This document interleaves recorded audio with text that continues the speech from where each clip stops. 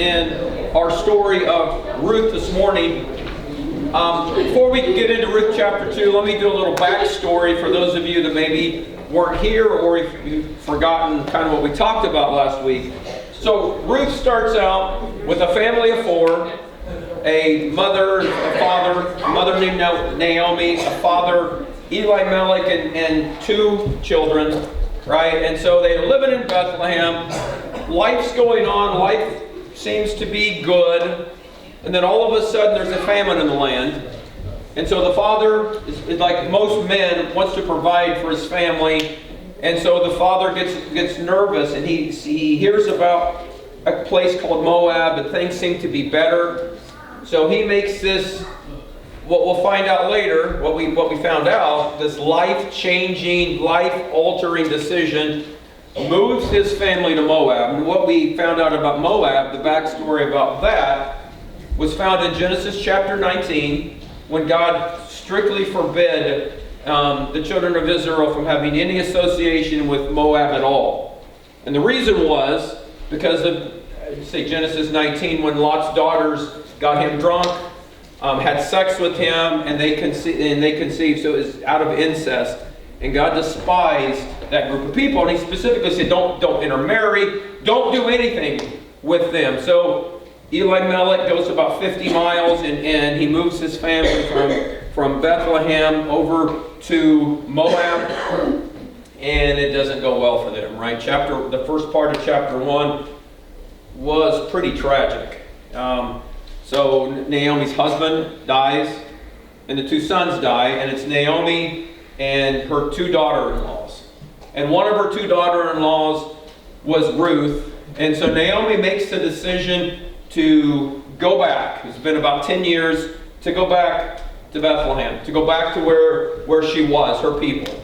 And one of the daughter-in-laws says, that's great, but I'm not going with you, I'm going back to my family. But the second daughter-in-law, Ruth, says, no, I want to go with you. And we're gonna pick up the story. The first scripture verse was from last week. I think it's in chapter 14. And this is the first time we find that Ruth speaks. And in verse 16 she says, where you go, I will go, and where you stay, I will stay. Your people will be my people, and your God, my God.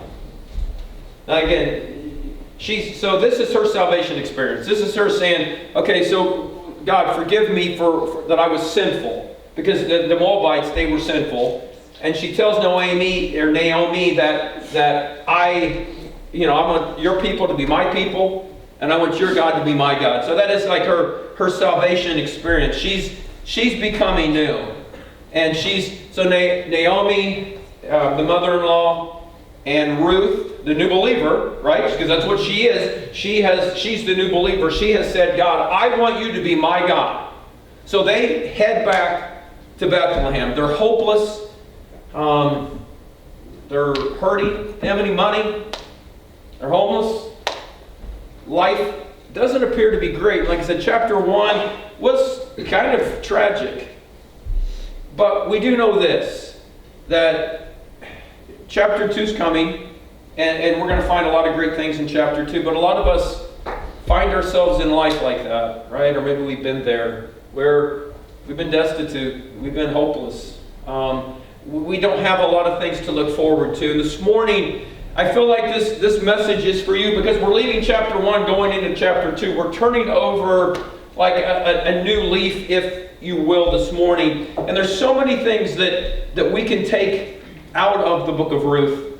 So if you're in chapter 2, let's begin reading in verse 1. It says, now Naomi had a relative on her husband's side, a man of standing from the clan of Elimelech, whose name was Boaz. Everyone say a man of standing. Let me try that again. It's Sunday morning. Let's say a man of standing. A man of standing. Does anybody know what that means? One thing about Scripture, they put in there, there's a lot of things put in there, and they're put in there for a reason. He was a man of standing. Another version says that he was a strong man. Now, it doesn't mean, ladies, that, he's got the biceps and the body. I don't know that it's actually in the form-fitting t-shirt and all of that. I don't know if that's what it means. It's talking about character. So Boaz was this man of internal strength and character and integrity. The Hebrew actually uses the word wealth, which would have meant also that he had lots of property, because that's what that meant back in that day. So he was that kind of a man. He wouldn't have been a passive man. He would have been somebody that and we're going to find that out about him. He wasn't complacent. He had a great work ethic. And so let's look on in verses 2 and 3 in the book of 2nd chapter of Ruth. And it says, "And Ruth the Moabite said to Naomi, 'Let me go to the fields and pick up the leftover grain behind anyone in whose eyes I find favor.' Naomi said to her, 'Go ahead, my daughter.'"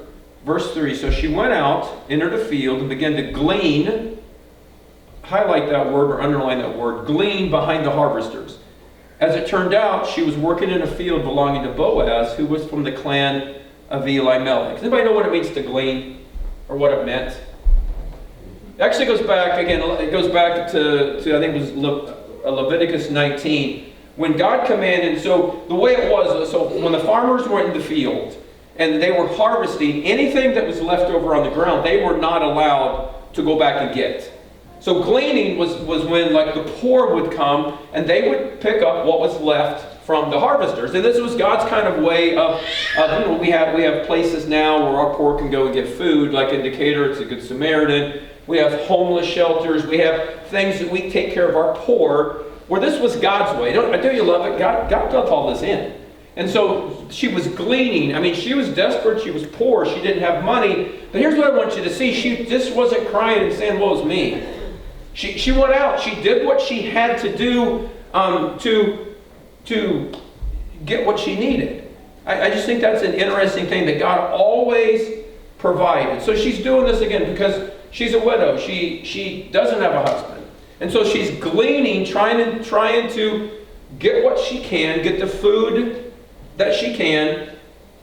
You know, I think I alluded to this last week, that the 4 chapters of Ruth, there's no mention of miracles, per se. In most of the other chapters, you see God, you see some sort of miracle or miracles that would happen. You had the burning bush, the parting of the Red Sea, people getting healed. I think Ruth is one of 2. But what you see is the providential hand of God. And what does that mean? I defined this for you. It's God's providence. And the providence of God is a fancy way of saying it's when God uses natural circumstances to bring about supernatural plans. We see that in our everyday life, right? I don't know about you, but I don't see miracles. I don't see like dramatic miracles all the time. Anybody? Like, we see them, but not all the time. But what we see is God's providence. We see God using natural circumstances to bring about His supernatural plans. And that's, I would say, how God operates more often than not. And that's what's going on here. God is using just natural circumstances to bring about what He wants to happen. Romans 8:28, I don't have that up there, but you can listen. It says, "And we know that in all things, God works for the good of those who love Him and have been called according to His purpose." So just so happens this guy named Boaz shows up on the scene. Now remember, we talked last week that if the book of Ruth were a major motion picture, it'd be a chick flick. There's no Sylvester Stallone's in this. You know, there's no Liam Neeson's in this. This is chick flick material. So here comes the hero of the story. You can't make this stuff up, and his name is Boaz. And it's, he come on and he finds Ruth at her lowest. I mean, she's picking up leftovers that the farmers have left, the things that the leftover grain and the barley. And he comes on this scene. How many times in your life, and I don't know about you, but I pray about this. Every day I ask God for divine appointments. You ever just been somewhere that somebody just comes out of nowhere and speaks something to you or gives you something, and you're just like, wow, that's amazing. That's the providence of God. That's God using natural circumstances to bring about like His supernatural plan. And one of the things, do you remember last week when Naomi prayed for her daughter-in-laws? for Ruth. Remember, she prayed for the kindness of God that He would bring her a husband. How many of you know that God answers prayer? See, Ruth went through the hard times. Chapter 1 was hard. It was hard for Naomi. She's lost her husband and her 2 sons. Naomi, Ruth has lost her husband. But Naomi is a God-fearing woman, and she prays over her daughter-in-law, says, I just want God's kindness to come upon you. I want you to have a husband. Why are we always surprised when God shows up on the scene? But He does. He hears our prayers. And so Boaz is on the scene. Verse 4, just then Boaz arrived from Bethlehem. He greeted the harvesters. The Lord be with you. The Lord bless you, they answered. So what do we know about Boaz from what we just read and what we've heard is he's a leader. He's not passive, right? He's a man of good standing, of character. He has wealth. He owns properties. But we also know from this greeting, the Lord be with you, that he's God-fearing. That God is his God. So you're understanding that God is putting all these things in motion to send Ruth, a God-fearing man. And that's what we're going to find out Boaz to be. And the first thing that he says is, Lord bless you. Now, ladies especially, and even you young guys that aren't married yet, that's the first clue when you're looking for a spouse. Right? We talked last week that Scripture tells us to not be unequally yoked. And so this is the first sign, Lord be with you. So we know there's something going, this is the guy that she probably wants to consider. Because he's talking about his faith. If you're dating somebody, and they are never talking about their faith and all of that, you need to question. You need to question that because God talks time and time again about not becoming unequally yoked. And we're seeing that here. The other thing we're seeing that I love about Boaz is he's just doing what he would do. So he probably owns the land, and he's just coming down to hang out with the people. The Lord bless you. He would probably pray for them. That was his mission field, right? Because we're finding out that he wasn't a pastor. He wasn't a priest. He wasn't a prophet. He was an everyday guy, and this was his mission field. He was coming down to hang out with people and to bless them. And we talked about this before, which is our next slide. You don't have to be in full-time ministry to be in full-time ministry. I love that. Because for the longest time, I think people sitting out here, and they used to use the term laity, and I hate that. Again, I don't hate a lot of things, but I hate that because God has called all of us. There is no laity, and there is that's like a class system. There are people that God calls to be a part and lead a faith community, but He calls all of us into full-time ministry. So what the good thing about this story that what we see right now is Boaz, he's just doing what he would do. He's going to the office. This is his office. He's blessing people. He's talking about his God. He's probably praying with them and encouraging them and loving them and giving them what they need, like a lot of you, right? You go into the schools every day, the teachers full of God, giving those students the love of Jesus. And so this to me is a very important thing to see that this is the kind of man that he was. So the Scripture tells us that he takes notice of Ruth. Now, I don't know if she was a hottie. I don't. It doesn't say. Right? So maybe she was, maybe she wasn't. He thinks, for whatever reason, I don't even know the ages of Boaz. He could have, but what's he noticed when he sees her? She's a Moabite woman, which means he's from Jerusalem, which means she would have been a sinful woman. It was from a land that God despised. He would have noticed that, right? He would have noticed that she's a widow. And back then, that meant a lot because she wouldn't have been a virgin. And that was huge during that day. Maybe not so much now. But during the day, she was homeless. She was destitute. And probably, worst of all, she came with a grumpy mother-in-law. Not to say that all mother-in-laws are grumpy. But this would have been the things that he would have noticed about her. She had a complicated past. But I think what he saw about Ruth, and the reason she's in there, and there's only 4 chapters, the reason Ruth is included, that God uses her to bring about the genealogy of Jesus, is because she didn't let her past define who she was. She could have, right? She was a sinful woman. She goes and her husband dies. She could have had all of those things and said, woe is me. I'm just going to give up. I'm going to pull up the covers. I'm going to go to bed, and this is it. This is the end of my story. But she didn't do that. See, we wouldn't be reading about Ruth if she did that. We're reading about her because she did not let what happened to her define who God wanted her to become. And again, we're going to find out, and we said last week, that he uses her and Boaz, and through the history and the lineage to Jesse and to David, and eventually to Jesus. Because that's what God does. He redeems those things. A lot of people, and maybe some of you in there go, why would he use me? Look at what I've done or who I am, the things I said. God redeems lives. And he does supernatural and amazing things through them. And again, this is why the book of Ruth to me is so very encouraging. So let's take up verses 5 through 7.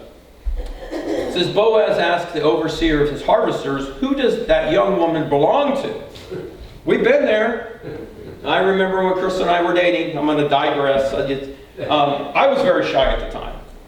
Didn't talk a lot. I know you find that hard to believe. So I used my sister to kind of do what they're asking here. Can you go over there and ask Crystal if she would go to homecoming with me?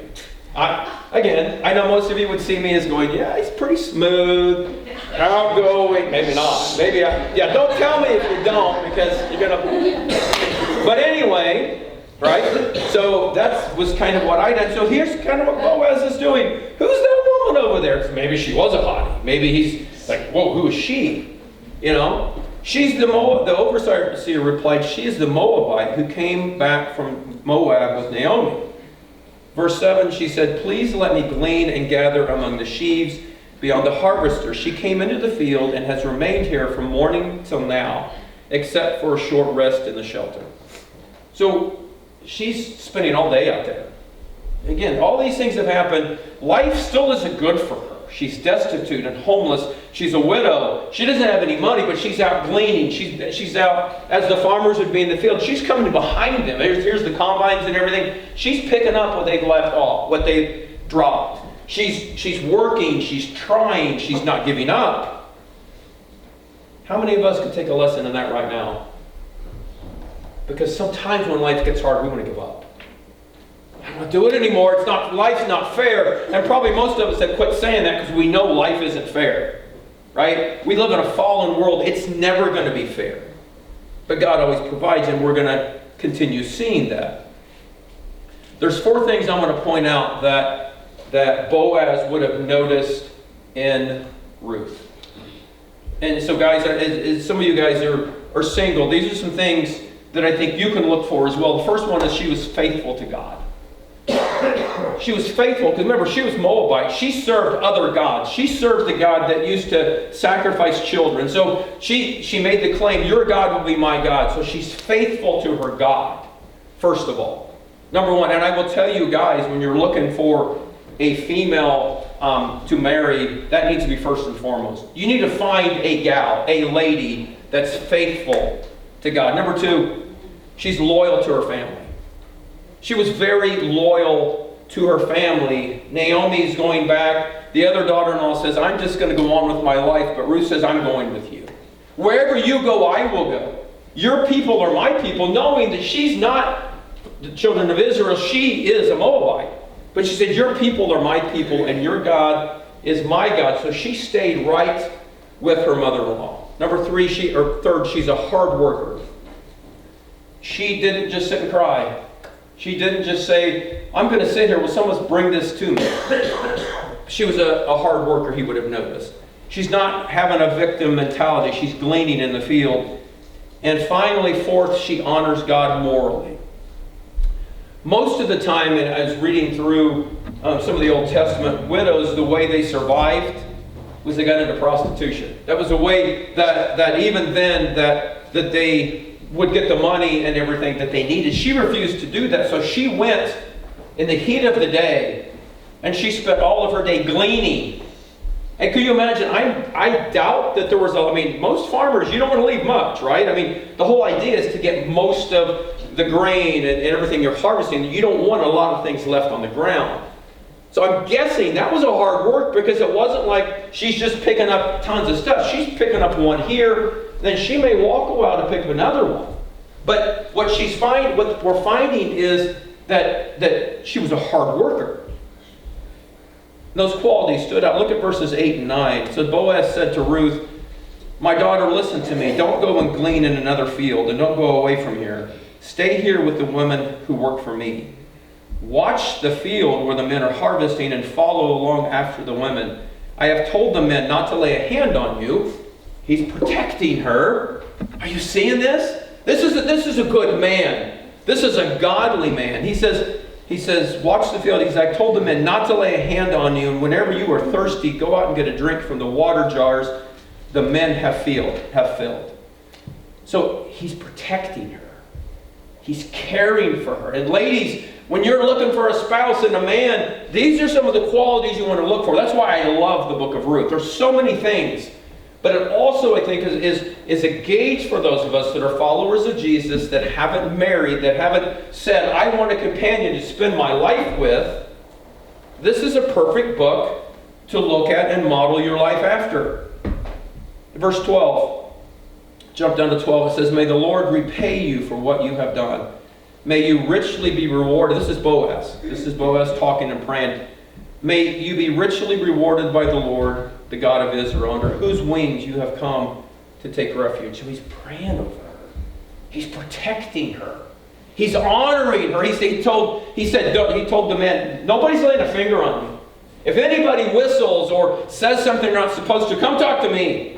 I will stand up for you." And in the last two men's studies, we've talked about that. The last two books, that the men are called to protect. We're called to honor. We're called to take care of ladies and the people that God has put in our path. So let's look at what the qualities that we take out of this story from the standpoint of Naomi. 4 qualities that, actually that should be Ruth's on Boaz, Naomi probably as well. He honored her. So she saw that he honored her, that he protected her, that he provided for her, that he prayed for her. Ladies, don't settle. Those of you that are married, isn't that good advice, right? For young men and young women, don't settle. God has something. She could have settled. She was widowed. She could have taken the first person that crossed her path. I'm sure there were some. But she waited, and she got in the field, and she was working, and God sent Boaz to her, and he honored her and protected her and provided for her and prayed for her. See, when you do it God's way, when you don't cut corners, that there's blessing there. And so there's so many things we take out of this book that God was just so generous to her. The prayer part is huge. Those of you that are married and have a spouse that's Christ follower, isn't that something that the prayer part, right? When life's hard, that you have another person, you can sit and you can pray and together. You know how much power that is? To sit and pray over your kids. There's power in that. There's power. Scripture talks a lot about the marriage relationship, like the relationship between God and the church, right? It's set apart. And so this is a reminder that if you do it God's way, God's blessings come upon us and upon our kids. Look at verse 14 through 17. It says, "At mealtime, Boaz said to her, 'Come over here, have some bread and dip it in the wine vinegar.' When she sat down with the harvesters, he offered her some roasted grain. She ate all she wanted and had some left over. As she got up to glean, because she was going to eat and get up and go do this again, Boaz gave orders to his men, 'Let her gather among the sheaves and don't reprimand her.'" So kind of let her go, not just pick up what's there, but have a bigger role and get even more. even pull out some stalks for her from bundles and leave them for her to pick up, and don't rebuke her.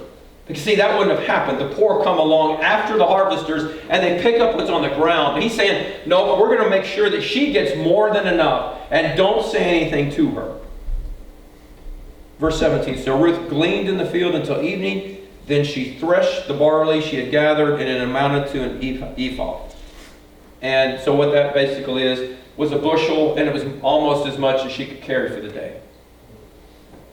So God provided for her.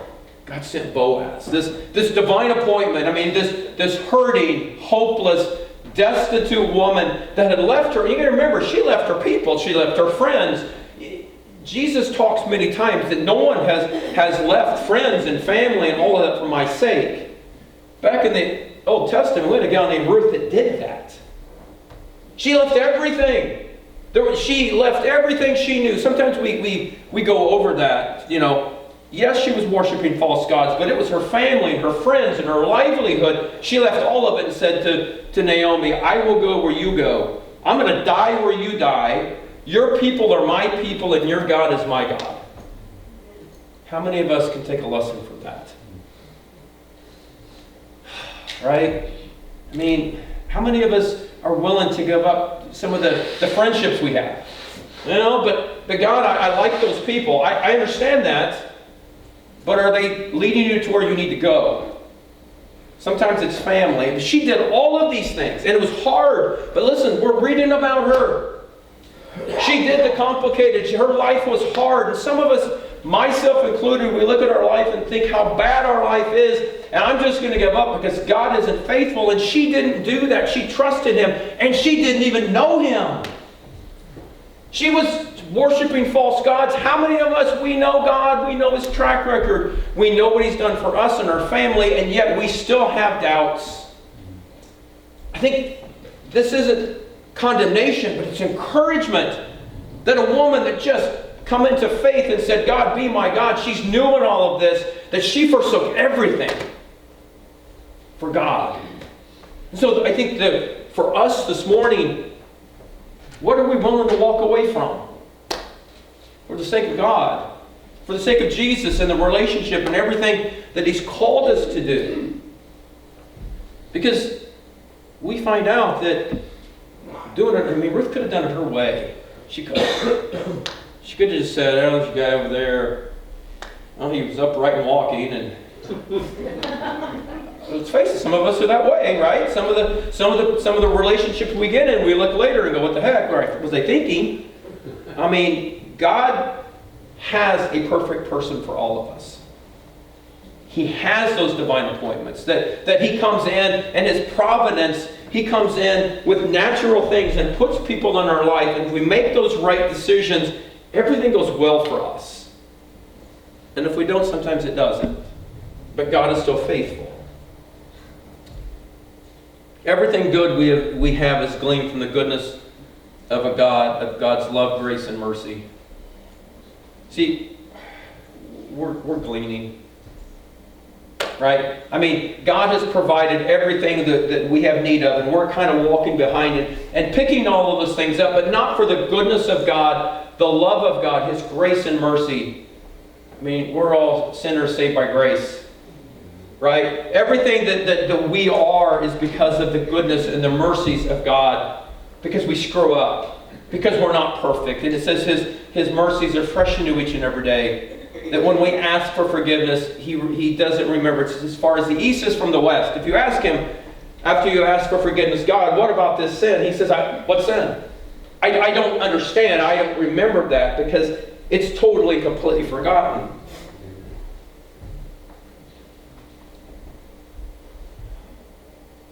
Boaz blessed Ruth more than she ever expected. It's one of those divine appointments. First of all, do you pray for those? If you don't, I encourage you to. Every day in my prayer time, I ask God, I thank you for a divine appointment. Now, whether that means that I am going to somebody myself and speaking into their life, that's a divine appointment. Or there's somebody's coming to me and speaking a word, that's also a divine appointment. I encourage you to do that because the way I've seen life, God does these things all of the time. He's always at work. He's always moving. He's always changing people, and He uses